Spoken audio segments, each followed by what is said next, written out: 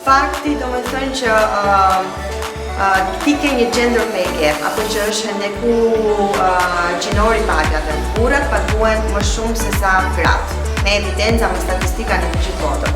Burrat kanë akses më shumë se sa gratë, për shkak të disa normave gjinore dhe stereotipeve gjinore që gratë janë të buta, të brishta, duhet të mbyllin në shtëpi, të janë edhe ato që kujdesen më mirë për kalamajt.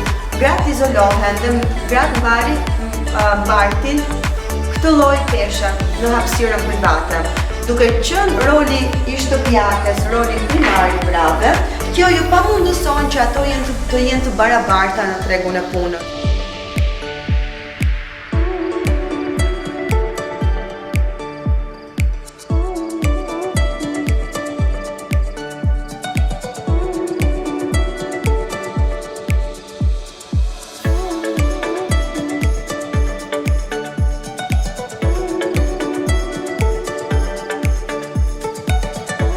Po flasim për regjimin Hoxhais, që kene parasysh? Që ishte një sistem i cili synonte të ndërtonte këtë njeriu në ri socialist, sipas referencave të revolucionit kulturor. Ishte dhe fillimi i procesit të industrializimit të vendit, të përjetoi nevojitej përfshirja e grave në fuqinë punëtore. Për fat të keq, gjatë regjimit nuk u sfiduan apo nuk u bu në pikpyetje norma gjinore tradicionale, e përjetoi kjo thjesht e përforconte nënshtrimin e grave për hapësirës private.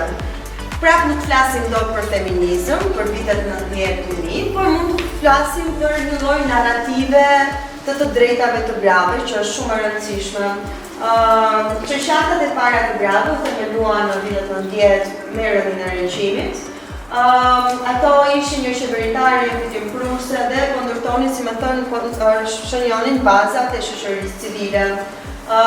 Kishin kryesisht funksionin e ofrimit të shërbimeve, dhe këtu shërbime do i përmendim brapa, shërbime psikologjike, ligjore, shelterat, shërbime për mbrojtjen e viktimave të trafikimit, e të tjerë.